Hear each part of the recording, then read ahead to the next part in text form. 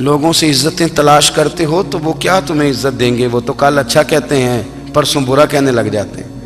لوگوں کے سامنے گڈ بک میں آنا چاہو گے تو وہ تو سویرے تمہارے بارے میں کچھ کہیں گے، شام کچھ اور کہیں گے۔ اپنی روحانی زندگی آباد کریں، اپنے مسلح کو وقت دیں، اور دنیا سے چھپ کر اس موبائل کو بند کر کے اور اپنے آپ سے بھی چھپ کے اور تنہا ہو کے چھپا کے سارا کچھ اپنے آنسو اپنے رب کی بارگاہ میں پیش کریں، اس کے حضور حاضری دیں۔ سنو نا ترمذی کی حدیث، اور اسے یاد رکھنا، نبی پاک علیہ السلام نے فرمایا اپنے دکھ لوگوں کے سامنے نہ بیان کرنا، سیٹھوں نوابوں کو نہ بتاتے پھرنا، دنیا داروں کے سامنے جا کے نہ رونا کہ میں تکلیف میں ہوں۔ فرمایا اگر دنیا داروں کو دکھ بتاؤ گے رب تمہیں کبھی غنی نہیں کرے گا۔ اور لوگ ہیں کہ الٹا مذاق اڑائیں گے آپ کی، جس سے بڑی پکی یاری ہے نا، پکی، وہ تب تک پکی ہے جب تک آپ نے 50,000 مانگا نہیں، اور جس وقت آپ نے کہہ دیا کہ میں مجبور ہوں میری مدد کر، تو پھر ختم ہو گئی دوستی۔ لوگوں کے تعلقات آپ کے ساتھ تب تک ہیں جب تک آپ ان سے کوئی ضرورت وابستہ نہیں کرتے۔ کریم محبوب فرمانے لگے بندوں کے سامنے دکھ نہ بیان کرنا، اللہ تجھے کبھی غنی نہیں کرے گا۔ تو اپنے دکھ اپنے رب کو بتا، تو دعائیں مانگ، تو اس کی بارگاہ میں حاضر ہو، تو اس کے حضور عرض کر۔ فرمایا اپنے دکھ اپنے رب کو بتا، وہ جلدی کرے یا دیر سے کرے تجھے ساری دنیا سے بے نیاز کر دے گا، تجھے کسی کا محتاج نہیں رہنے دے گا۔ اپنے مسلح کو، اپنی دعاؤں، ایک بزرگ فرماتے ہیں میں نے دعا مانگنے کا طریقہ اپنی بیوی سے سیکھا، دعا مانگنے کا طریقہ اپنی، سیکھنے والے تو اپنے بچوں سے بھی سیکھ لیتے ہیں، سیکھنے والے تو ہر ایک سے سیکھتے ہیں۔ وہ کہتے ہیں میں نے دعا مانگنے کا سلیقہ اپنی بیوی سے سیکھا ہے۔ حضرت وہ کس طرح؟ فرمانے لگے میری بیوی نے نا مجھے کوئی کام بتایا، کچھ پیسوں کی ضرورت کے لیے کہا، تو میں نے اسے کہا کہ بھئی ابھی میرے پاس نہیں ہے، کچھ دنوں میں آتے ہیں تو میں دے دوں گا۔ عورتوں کی عادت ہوتی ہے وہ بار بار یاد کراتی ہیں، 2-4 دنوں کے بعد پھر اس نے کہا حضرت وہ میں نے کہا تھا کچھ پیسے، میں نے اسے کہا کہ ابھی میرے پاس نہیں ہے، کچھ دنوں میں ملتے ہیں تو میں تمہیں دے دوں گا۔ اس نے کچھ دنوں کے بعد پھر کہا حضور وہ میں نے کچھ پیسے کہے تھے۔ فرماتے میں نے ڈانٹ دیا، میں نے کہا کہ کیا تو روز مجھے شرمندہ کرتی ہے، کہا نا میرے پاس نہیں ہے، ہوں گے تو دے دوں گا، تو روز یاد کراتی ہے۔ فرماتے ہیں اس نے پہلے تو میری ڈانٹ کو سہا، پھر میرے سخت جملوں نے اس کی آنکھوں میں آنسو پیدا کر دیے، پھر اس نے اپنے آنچل میں اپنے اس دکھ کو سمیٹا، اور پھر اس نے ایک جملہ کہا تو میں رو پڑا، اور مجھے اپنے رب سے مانگنے کا طریقہ آ گیا۔ مجھے کہنے لگی حضرت جی آپ نے ڈانٹ دیا، میں نے سہ لیا، پر آپ ہی میرے شوہر ہیں، بتائیں نا آپ سے نہ کہوں تو میں کس سے جا کے کہوں۔ فرماتے ہیں میں رو پڑا، اور میں کھل کے رویا، اور میں تڑپ کے رویا، اور پھر میری سسکیاں بند گئیں۔ تو مجھے کہنے لگی آپ کو کیا ہوا؟ میں نے کہا مجھے بھی دعا مانگنی آ گئی ہے، جب میں اسے کہوں گا نا اللہ تو ہی میرا رب ہے، میں تجھ سے نہ کہوں تو میں کس سے جا کے کہوں؟ میں کیوں کسی بندے سے سوال کروں؟ میں کیوں کسی دنیا دار سے کہوں؟ میں تیرے بندوں کا، نیک بندوں کا وسیلہ لے کے، تیرے محبوب کی غلامی لے کے تیری بارگاہ میں آیا، تجھ سے نہ مانگوں تو کس سے مانگوں؟ سمجھ آ گئی ہے؟ جب میں اس رنگ میں مانگوں گا تو پھر رب میرے اوپر بڑا ہی فضل فرمائے گا، وہ میرے اوپر بڑی رحمت کرے گا، وہ میرے لیے آسانیاں کرے گا۔ عزیز دوستو، ہم اس طرح کرنے لگ گئے ہیں کہ ہم نے نا اپنے تعلقات پر اعتماد کرنا شروع کر دیا ہے۔ میرے تعلقات بہت ہیں، ہم نے اپنی دولت پر اعتماد کرنا شروع کر دیا ہے، میرے پاس دولت بہت ہے۔ ہم نے اپنے علم پر، اپنی شہرت پر اعتماد کرنا شروع کر دیا ہے کہ میرے پاس فلاں چیز بہت ہے۔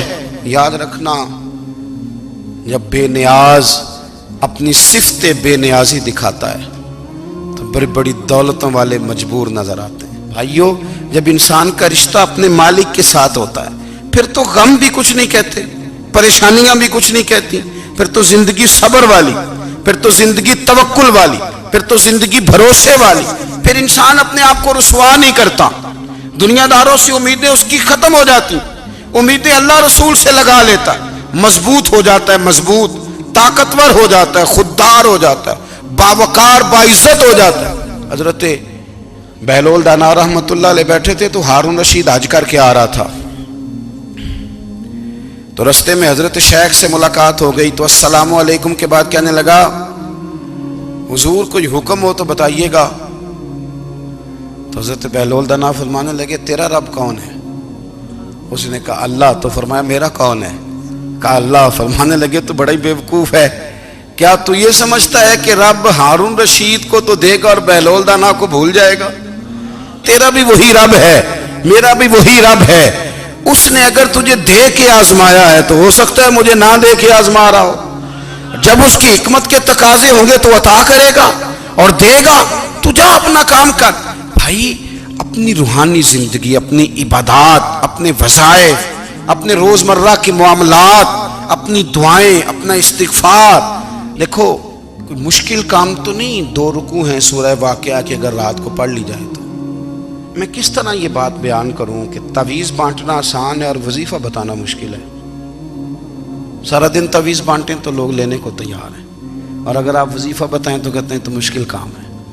او خدا کے بندے، اگر آپ کا تعلق قرآن پاک کے ساتھ مضبوط ہو، قرآن پاک کے ساتھ اگر آپ کا رشتہ ہو، لوگ سفارشیں ڈھونڈتے ہیں نا دنیا میں، کوئی تعلق مل جائے تو میرا کام ہو جائے.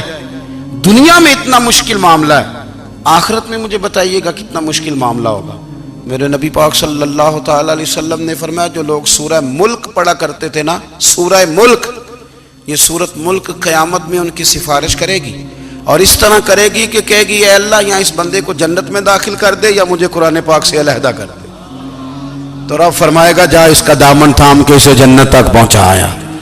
آپ بات کو سمجھیں، جب آپ کے تعلقات اپنے معاملات کے ساتھ مضبوط ہوں گے، یہ نبی کریم نے وعدہ کیا ہے کہ تو سورت واقعہ پڑھ تیرے گھر میں فاقہ نہیں آئے گا. حضرت عبداللہ ابن مسعود رضی اللہ تعالیٰ عنہ بیمار تھے تو حضرت عثمان غنی رضی اللہ تعالیٰ عنہ تیمارداری کے لیے تشریف لے گئے اور جا کر کے کہا کہ آپ بڑے بیمار ہیں، آپ کی بیٹیاں زیادہ ہیں، میں چاہتا ہوں کہ خزانے میں سے کچھ مدد کروں.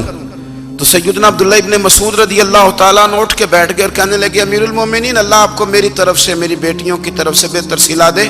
میری بیٹیوں کو کسی خزانے کی ضرورت نہیں، میں نے انہیں خزانہ دے دیا ہے. کہا جناب آپ نے کون سا خزانہ دیا ہے، میں آپ کے مالی معاملات کو جانتا ہوں. تو فرمانے لگے امیر المومنین، میرے نبی کریم نے فرمایا ہے جو سورت واقعہ پڑھے اسے کبھی فاقہ نہیں آتا. میں نے بیٹیوں کو یاد کرا دی ہے، یہ خزانہ میں نے انہیں دے دیا ہے. وہ سارے والدین سنیں جو بیٹیوں کے لیے پریشان رہتے. حضرت عبداللہ ابن مسعود نصیحت کر رہے ہیں، فرمانے لگے میں نے سورت واقعہ یاد بھی کرا دی ہے، پڑھنے کی عادت بھی ڈال دی ہے. حضور نے فرمایا ہے جو سورت واقعہ پڑھے اسے فاقہ نہیں آتا. کہنے لگے چاند تو اپنی جگہ چھوڑ سکتا ہے، سورج گر سکتا ہے، تارے ٹوٹ سکتے ہیں، پر مدینے والے رسول کی بات غلط نہیں ہو سکتی. حضور نے فرمایا فاقہ نہیں آئے گا تو انشاءاللہ کبھی بھی نہیں آئے گا. کرنے کا کام یہ ہے کہ ہم اپنے معاملات، اپنی عبادات، اپنی دعائیں، کبھی 10 منٹ عادت ہو جائے نا دعا مانگنے کی علیحدہ سے رات کو. حضور نے فرمایا جو فرض نماز کے بعد دعا مانگے اللہ اس کی قبول کر لیتا ہے.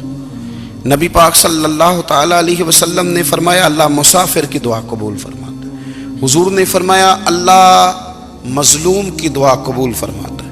حضور نے فرمایا بیمار سے دعا کراؤ اللہ اس کی دعا قبول فرماتا ہے. میرے نبی پاک نے فرمایا ماں باپ جب بھی اولاد کے لیے ہاتھ اٹھائیں، ویسے تے بلے شاہ تو آسمانی اڈ دیا ہی پھڑ دیں، جڑا گھر بیٹھا انہوں بڑھیا ہی نہیں. حضور فرمانے لگے ماں باپ جب بھی اولاد کے لیے دعا فرمائیں اللہ ان کی دعا کو قبول کرتا ہے. آپ اپنا تعلق بنائیں دعا کے ساتھ، عبادت کے ساتھ، مصلی کے ساتھ رشتہ بنائیں، استغفار پڑھیں. صلاح الدین ایوبی صلیبی جنگوں میں تھے، رات کو مسجد اقصیٰ میں نماز پڑھی تو پریشان تھے. ایک بزرگ سے ملاقات ہوئی تو وہ کہنے لگے کہ آپ بڑے پریشان ہیں. کہنے لگے حضور پریشان اس لیے ہوں کہ پہلے ہی مسلمان کمزور ہے، اب میں نے سنا ہے دشمن کا ایک بحری بیڑا وہ جنگی سامان سے بھرا ہوا آ رہا ہے، تو اب ان کے پاس اور تلواریں اور نیزے آ جائیں گے، مسلمانوں کے پاس پہلے ہی وسائل کی کمی ہے، پریشان ہو کس طرح کر کے مقابلہ کریں گے. یہ بات کہتے ہی صلاح الدین ایوبی نے بزرگوں سے کہا حضور آپ بھی دعا کرنا، دعا کی بڑی طاقت ہے. میرے نبی پاک نے فرمایا دعا مومن کا ہتھیار ہے، دعا مومن کا، دعا مومن کا۔ حضور نے فرمایا تقدیر کو سوائے دعا کے کوئی چیز نہیں بدل سکتی، دعا مومن کا ہتھیار ہے، یہ کافر کے پاس کوئی نہیں، یہ ہتھیار ہے مومن کا۔ اللہ کرے آپ کو سمجھ آئے، پھر سنیں، کئی بار کہہ چکا ہوں یہ ہتھیار ہے۔ کافر کے مقابلے میں جو تیرے پاس سب سے بڑا ہتھیار ہے وہ دعا ہے۔ دعائیں کرانی چھوڑ دی، کرنی چھوڑ دی، لینی چھوڑ دی۔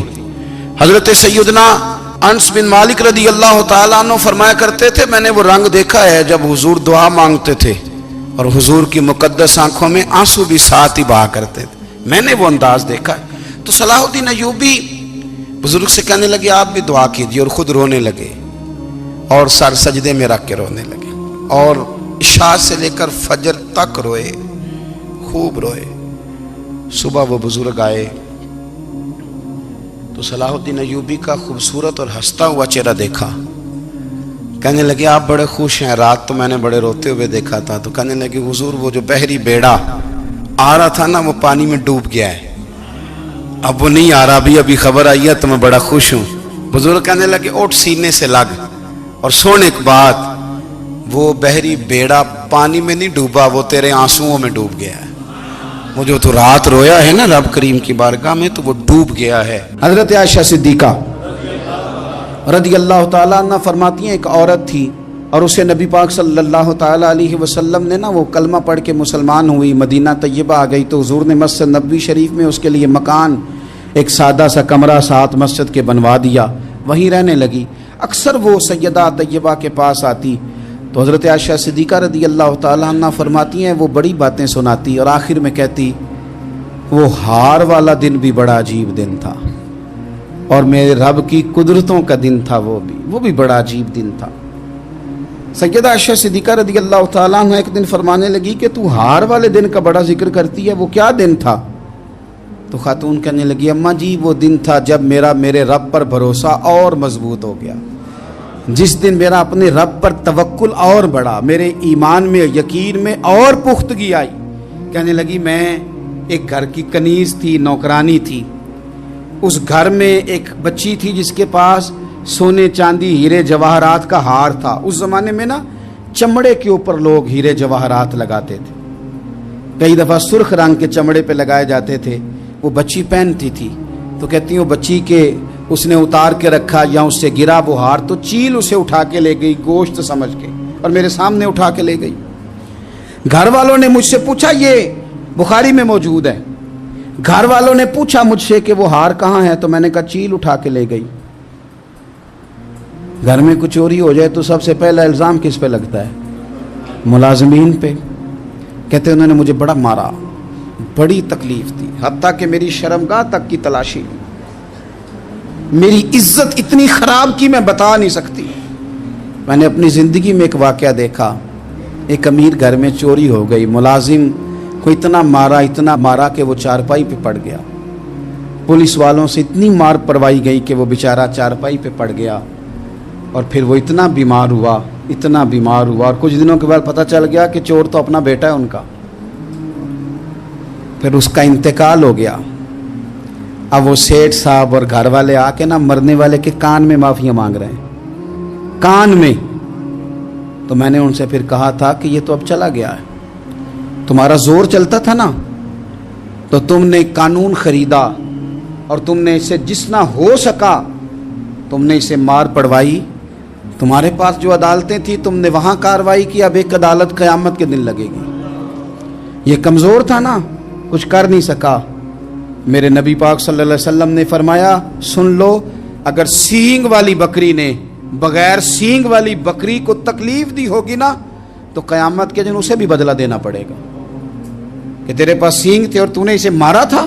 وہ خاتون عرض کرتی ہے سیدہ عائشہ کی خدمت میں کہ مجھے بڑا مارا، مجھے تکلیف دی، میں کہہ رہی تھی کہ میرے سامنے چیل لے گئی ہے پر وہ نہیں مان رہے تھے، اماں جی انہوں نے مجھے بڑا مارا۔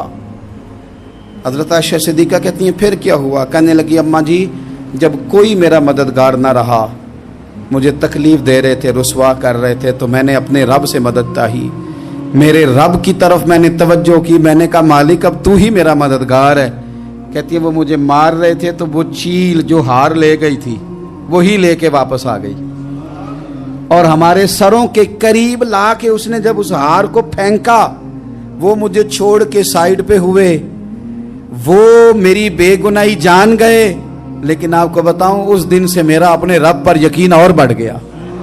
मुझे समझ आ गई कि जब इंसान पूरा टूट जाता है और जब कोई चारों जानिब उसका मददगार नहीं होता, तो रब तो होता है ना, अल्लाह तो उसका मददगार होता है ना, वो तो फिर अपने उस बंदे की मदद करता है ना, फिर वो तो तवानाई देता है ना, वो तन्हा नहीं छोड़ता, वो तो आंसुओं वालों के आंसुओं पे बड़ा करम फरमाता है, वो तो कसम पुरसी में आ जाता है, उसकी रहमत बढ़ के इस्तकबाल कर लेती।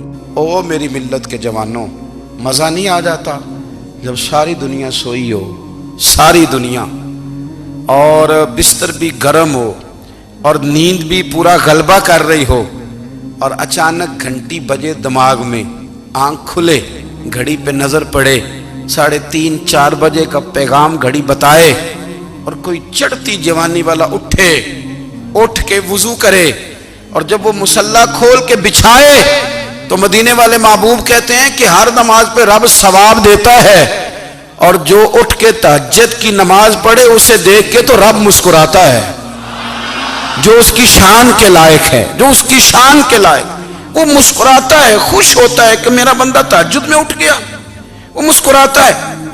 काश हमारी सुबहें कभी अपने मालिक के नाम हो जाएं, काश के सुबह। हजरत अबुल हसन रहमतुल्लाह ताला अलैह हजरत माज इब्ने जबल रदी अल्लाह ताला अन्हु के पास बैठा करते थे। फरमाते हैं उनसे जो प्यार बढ़ा तो फिर मेरा मुसल्ले से भी बढ़ गया। ताबीएं फरमाते हैं सहाबी रसूल से मोहब्बत हुई तो जिक्र से भी हो गई, फिर दुरूद शरीफ से भी हो गई, मोहब्बत उनसे बढ़ी तो फिर अल्लाह ने मस्जिद का प्यार भी बढ़ा दिया। आप फरमाते हैं कि मेरी हर वक्त तबीयत चाहती थी कि बस अल्लाह अल्लाह करूं, बस अल्लाह अल्लाह करूं, बस ना मैं जरा थोड़ी जान छुड़ाऊं लोगों से, कुछ 10 मिनट मिले तो मैं कुछ 4 नफल पढ़ लूं, मैं थोड़ा सा ना बचूं लोगों से, और मुझे तस्बीह मिले तो मैं ना कुछ 400-500 दफा इस्तिगफार पढ़ूं, सुभान अल्लाह, अल्हम्दुलिल्लाह, अल्लाहु अकबर, ला हौला वला कुव्वता इल्ला बिल्लाह, मैं ना तस्बीहात पढ़ूं। फरमाते हैं कि बच्चे थे घर में 6-7, गुर्बत थी, काम मिलता कोई नहीं था, और मैं काम चोर नहीं था, काम ढूंढता था, पर अल्लाह की कुदरत के काम नहीं मिलता था। फरमाते हैं कि मैंने एक दिन अपनी अहलिया से कहा कि आज मैं फिर जाता हूँ काम ढूंढने, तो मेरी बीवी बड़ी फर्मा बरदार थी, पर उस दिन ना गुर्बत के हाथों तंग आके कहने लगी, आज नाना कोई तू चीज़ लेके आया, तो मुझसे बच्चों की भूख नहीं देखी जाती है, सब रोगां दा रोग मुहम्मद जिसदा नाम गरीबी, कंड बुला के लंघ जाते नहीं दोस्त यार करीबी, आज ना कुछ लेके आया तो मैं बच्चे लेके मेके चली जाऊंगी। शेख फरमाते हैं कि मैं बड़ा परेशान घर से निकला, पर मैंने सुबह से लेके जोर तक काम ढूंढा, काम मिला कोई नहीं, तो मेरे दिल में ख्याल आया चलो काम नहीं मिलता तो अल्लाह अल्लाह तो करे ना, चलो बंदों की मजदूरी नहीं मिलती तो रब करीम की इबादत ही करते हैं। फरमाते हैं कि मैंने ना फुरात के पानी से वुजू किया, नहर के, शदीद धूप थी, साथ रेत थी और रेत तप रही थी, मैंने अपना रुमाल वहीं मुसल्ला के तौर पर बिछा लिया, और फरमाते हैं कि जोर से लेकर असर तक नमाज पढ़ी, धूप भी पूरे जोर पे, पर मेरे सजदे का ज़ौक़ भी पूरे जोर पे। फरमाते हैं सूरज भी चमक रहा है और रब की इबादत का ज़ौक़ भी पूरे जोर पे, मैं सजदा करूं तो फिर मेरा उठाने को जी ना चाहे। मेरे उस्ताद लिखा करते थे, ये उनका शेर है, वो कहा करते थे मुझे सोज दे, मुझे साज दे, और मुझे नीम शब का न्याज दे, दमे सजदा खुद को मैं तोड़ दूं, मुझे ऐसा ज़ौक़ नमाज दे। और मैं तेरी बहार का फूल हूं, मैं खिला भी हूं तो तेरे लिए, मुझे मेरी शाख से तोड़ ले, मुझे अपनी जुल्फ का नाज दे। भाई फरमाते हैं कि असर तक मैंने नफल पढ़े, दिल ढलने लगा, असर की नमाज पढ़ी और मैं वहां से चला। अब मैं जब निकलने लगा तो दिल में ख्याल आया कि छोटी छोटी दीवारें हैं घर की, बगैर कुछ लिए जाऊंगा तो बीवी दूर से देखेगी तो शोर करेगी कि फिर खाली हाथ आ गया है।